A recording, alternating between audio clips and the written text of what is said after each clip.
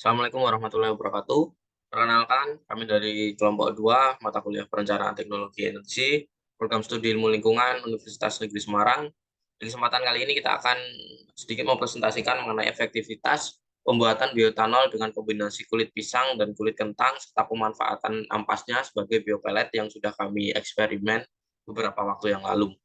Adapun dari kelompok 2 ini beranggotakan ada saya, Samsudin Widayah, ada Arofi Agung Dwi Saputra, ada Cindy Yuliana Putri, ada Ira Sopiana Julpa, dan ada Muhammad Faik Akmal.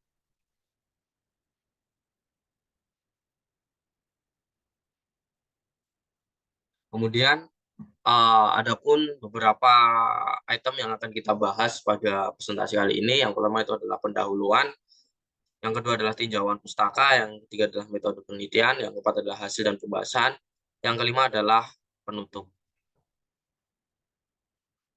Untuk yang pertama, pendahuluan akan disampaikan oleh Muhammad Faik Akmal. Padanya dipersilakan. Ya, latar belakang dari penelitian ini yaitu permintaan energi yang dapat semakin meningkat mengakibatkan persediaan bahan bakar fosil menurun. Untuk mengatasi masalah tersebut, diperlukan energi alternatif pengganti BBM. Produk alternatif yang dapat digunakan sebagai pengganti bahan bakar minyak termasuk bioetanol. Kemudian rumusan masalah. Rumusan masalah dari penelitian ini yaitu yang pertama bagaimana pengaruh variasi perbandingan jumlah perekat dengan kombinasi kulit pisang dan kulit kentang terhadap laju bakar biopelet yang dihasilkan. Kemudian bagaimana kombinasi antara limbah kulit kentang dan kulit pisang sebagai energi alternatif. Kemudian bagaimana tingkat keefektifan dari eksperimen bioetanol dan biopelet yang telah dilakukan. Kemudian tujuan dari penelitian ini yaitu untuk mengetahui efektivitas pembakaran biopelet yang baik melalui formulasi campuran jumlah perekat dengan kombinasi kulit pisang dan kulit kentang, kemudian memanfaatkan dan mengembangkan potensi limbah kulit kentang dan kulit pisang sebagai bahan bakar terbarukan, dan menentukan jumlah komposisi biopelet berkualitas yang diperoleh melalui formulasi campuran jumlah perekat dengan kombinasi kulit pisang dan kulit kentang. Selanjutnya yaitu manfaat dari penelitian ini yaitu antara lain dapat memanfaatkan limbah kulit pisang dan kulit kentang yang dijadikan energi alternatif sehingga dapat mengurangi pencemaran lingkungan disebabkan oleh bahan bakar tak terbarukan seperti BBM.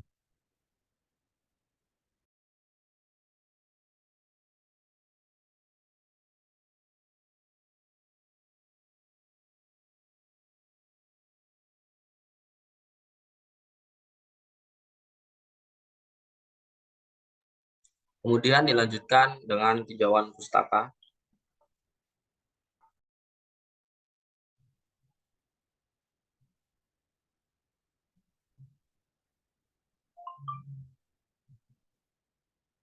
Di next. Nah, tinjauan pustaka di sini ada 4. Yang pertama kulit pisang, kulit kentang, bioetanol, dan biopelet. Nah, yang pertama yaitu kulit pisang. Limbah kulit pisang merupakan salah satu limbah pertanian yang melimpah saat musim panen di Indonesia. Limbah kulit pisang merupakan bahan buangan yang cukup banyak jumlahnya. Pada umumnya kulit pisang belum dimanfaatkan secara nyata, hanya dibuang sebagai limbah organik saja atau digunakan sebagai makanan ternak seperti kambing, sapi, dan kerbau. Jumlah kulit pisang yang cukup banyak akan memiliki nilai jual yang cukup banyak yang menguntungkan apabila dapat dimanfaatkan sebagai bahan baku makanan atau lainnya. Limbah kulit pisang merupakan salah satu limbah dari pertanian yang melimpah saat musim panen di Indonesia. Berdasarkan data Badan Pusat Statistik atau BPS Indonesia, untuk produksi buah pisang terus-menerus meningkat setiap tahunnya. Untuk tahun 2001, 2011, dan 2012, produksi buah pisang di Indonesia bisa mencapai 6.189.052 ton. Namun pada tahun 2013 produksi pisang mengalami penurunan yaitu 5.359.112 ton. Nah, limbah kulit pisang ini masih belum mendapatkan penanganan yang cukup ini ya, ibaratnya kayak diolah gitu. Tapi padahal limbah ini tuh masih mengandung pati, protein, dan lainnya yang cukup tinggi. Kulit pisang juga mempunyai kandungan gizi utama yang dapat dimanfaatkan, yaitu karbohidrat. Kandungan karbohidrat dari kulit pisang ini cukup tinggi. Selama ini pemanfaatannya sendiri kurang maksimal atau lebih sering dibuang hanya sebagai sampah. Nah, dari bagian pisang yang selama ini masih jarang dimanfaatkan adalah kulit pisangnya sendiri. Melalui cara pengolahan yang cukup sederhana, kelompok kami melakukan eksperimen dengan menggunakan kulit pisang dari jenis kepok yang kemudian diolah menjadi biopelet. Selanjutnya yaitu kulit kentang. Kulit kentang merupakan suatu bahan yang berupa limbah buangan dari kentangnya sendiri yang dimana jumlahnya terbilang cukup banyak. Namun, kulit kentang mempunyai banyak manfaat. Namun sayangnya kulit kentang masih banyak dibuang dan tidak dimanfaatkan oleh masyarakat karena selama ini pemanfaatan limbah kentang lebih banyak digunakan sebagai pupuk tanaman, bahan biogas, pakan ternak atau hanya dibuang begitu saja. Hal ini menyebabkan kerugian petani dalam mengolah limbah dan menimbulkan pencemaran lingkungan. Salah satu contoh bahan baku untuk membuat bioetanol adalah kulit kentang. Selama ini masih banyak masyarakat yang memanfaatkan kulit kentang untuk dijadikan sebagai pakan ternak, pupuk organik, dan bahkan dibuang. Nah, untuk meningkatkan nilai ekonomisnya, kulit kentang dapat diubah menjadi bioetanol dan digunakan sebagai antiseptik. Kulit kentang dapat dimanfaatkan sebagai bioetanol karena mengandung banyak pati, selulosa, hemiselulosa, lignin, dan gula. Berdasarkan metode penelitian eksperimen, kami ingin mengetahui jumlah kadar bioetanol yang dihasilkan dari pengolahan limbah kulit kentang dengan metode fermentasi. Selanjutnya yaitu bioetanol. Bioetanol merupakan cairan yang dihasilkan dari fermentasi biomasa yang memiliki kandungan selulosa, gula, dan pati. Bioetanol diproduksi dari tanaman yang mengandung karbohidrat, dicapai dengan metode biokonversi karbohidrat membentuk gula menggunakan berbagai metode, antara lain menggunakan metode hidrolisasi asam atau enzimatis. Etanol dari hasil fermentasi memiliki banyak kegunaan, seperti bahan baku minuman, disinfektan, pelarut, bahan baku industri kimia, dan bahan bakar. Bioetanol sendiri memiliki karakteristik yang lebih baik dibandingkan bensin karena beberapa kelebihan bioetanol yaitu mengandung 35% oksigen, memiliki nilai oktan yang tinggi yaitu sebesar 93 sampai 113, ramah lingkungan karena gas buangnya rendah terhadap senyawa-senyawa yang berpotensi sebagai polutan seperti karbon monoksida, nitrogen oksida, dan gas rumah kaca. Lebih utama karena bioetanol bisa diperbaharui. Selanjutnya yaitu biopelet. Biomasa biopelet adalah bahan bakar hijau terbarukan dan padat. Dalam arti pelet adalah sumber energi karbon netral. Karbon dikonsumsi selama siklus kehidupan perpohonan dan kemudian dilepas lagi. Efeknya adalah kenaikan nol tingkat karbon dioksida adalah atmosfer. Nah, biopelet adalah bahan bakar biomasa berbentuk pelet yang memiliki keseragaman ukuran, bentuk, kelembapan, densitas, dan kandungan energi.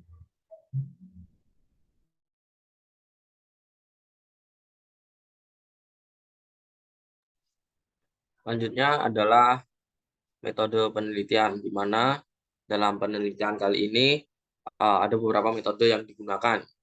Seperti yang pertama adalah studi literatur, di mana kelompok kami mencari berbagai literatur seperti artikel dan jurnal penelitian serupa yang telah digunakan, seperti pembuatan biopelet dari kulit pisang dan kulit kentang itu sudah banyak digunakan, tapi hanya sedikit yang melakukan kombinasi di antara dua komponen itu. Selain itu juga pembuatan biopelet dari ampas kulit pisang pun sudah banyak digunakan, tetapi sekali lagi kami memvariasikan jumlah tepung kanji pada eksperimen kali ini. Yang kedua adalah memang kita melakukan eksperimen, yaitu dengan melakukan percobaan pembuatan bioetanol murni dari kulit pisang dan dengan campuran antara kulit pisang dan kulit kentang dengan prosesnya berupa fermentasi dan juga distilasi dengan menggunakan alat sederhana.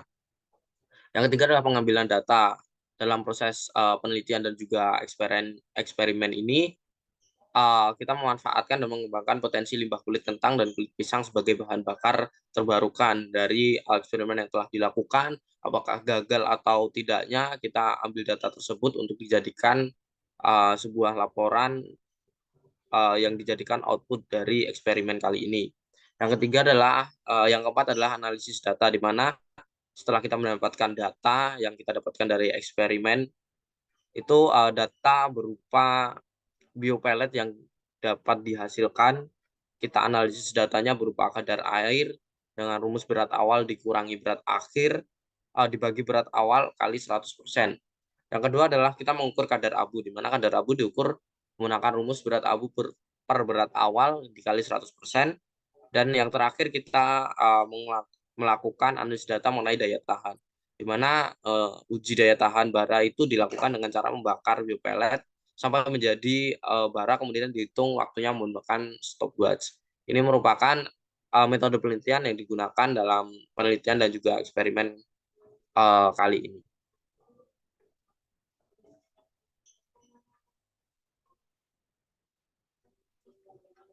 Kemudian hasil dan pembahasan akan disampaikan oleh Pak Rofi Agung. Baik, terima kasih untuk hasil dan pembahasan.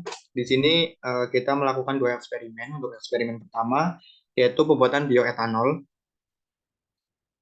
Dapat dilihat di tabel bahwa pada pembuatan bioetanol ini kita menggunakan 2 bahan utama, yaitu kulit pisang kepok dan kulit kentang. Nah, keduanya ini dibedakan perbandingannya, di mana bioetanol yang pertama itu dengan perbandingan 150 gram pisang kepok dan air 300 gram. Kemudian percobaan yang kedua itu ditambah dengan atau dicampur dengan kulit kentang, yaitu dengan perbandingan 100 gram kulit pisang kepok, 50 gram kulit kentang, dan 300 gram air. Nah, pada eksperimen yang pertama ini dalam pembuatan bioetanol itu yang dilakukan itu mengalami kegagalan, di mana penyebabnya itu karena beberapa faktor. Nah, faktor-faktor yang mungkin menyebabkan kegagalan tersebut itu seperti pada proses fermentasi, yaitu terdapat faktor temperatur, kondisi pH atau asam, kemudian konsentrasi ragi, kadar gula, nutrisi, dan lama fermentasi yang kurang maksimal menjadi faktor kegagalan pembuatan bioetanol. Kemudian kegagalan ini juga disebabkan pada proses distilasi, di mana pada proses ini hanya menggunakan alat sederhana berupa kaleng bekas dan selang, sehingga berpengaruh terhadap efektivitas proses distilasinya. Nah, untuk eksperimen kedua, yaitu memanfaatkan limbah padat atau ampas dari bioetanol tersebut untuk diolah menjadi biopelet. Nah, kemudian biopelet ini kita uji dengan 3 parameter, yaitu uji kadar air, uji kadar abu, dan juga daya tahan. Yang pertama ini yaitu uji kadar air pada biopelet. Dapat dilihat pada tabel di sini kita menggunakan 2 perbandingan, yaitu 1:1 dan 1:2, di mana 1:1 ini menghasilkan kadar air 9,1%, sedangkan yang 1:2 itu menghasilkan kadar air 16,6%. Pada uji kadar air ini, ketentuan kadar air pada biopelet menurut SNI nomor 1/6235/2000 yaitu kurang dari sama dengan 8%. Jadi dapat disimpulkan bahwa biopelet ini masih belum memenuhi ketentuan atau standar SNI yang berlaku. Nah, kemudian yaitu ada uji kadar abu biopelet, di mana dapat dilihat pada tabel pada perbandingan 1:1 itu menghasilkan kadar abu sebanyak 20% dan perbandingan 1:2 itu 23,7%. Berdasarkan standar nilai kadar abu menurut SNI itu kurang dari sama dengan 8%. Jadi kadar abu di sini masih belum memenuhi kriteria atau belum memenuhi standar nilai menurut SNI. Perlu diketahui bahwa kadar abu itu meningkat karena meningkatnya kadar perekat kanji. Hal ini karena adanya penambahan abu dari perekat kanji yang digunakan, di mana semakin tinggi kadar perekat, maka kadar abu yang dihasilkan akan semakin tinggi pula.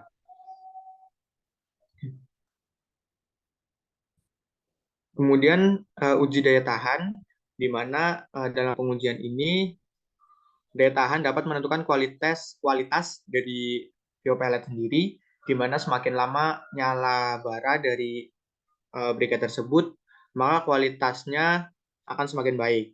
Nah, hasil uji daya tahan sesuai dengan tabel menunjukkan bahwa briket dengan perbandingan 1:1 memiliki daya tahan bara yang lebih lama, yaitu 38 menit dibandingkan dengan briket yang 1:2, hanya sekitar 20 menit. Saya kembalikan ke Harun. Kemudian pembahasan yang terakhir adalah mengenai penutup, di mana penutup ini akan disampaikan oleh Saudari Cindy. Terima kasih. Untuk selanjutnya adalah penutup.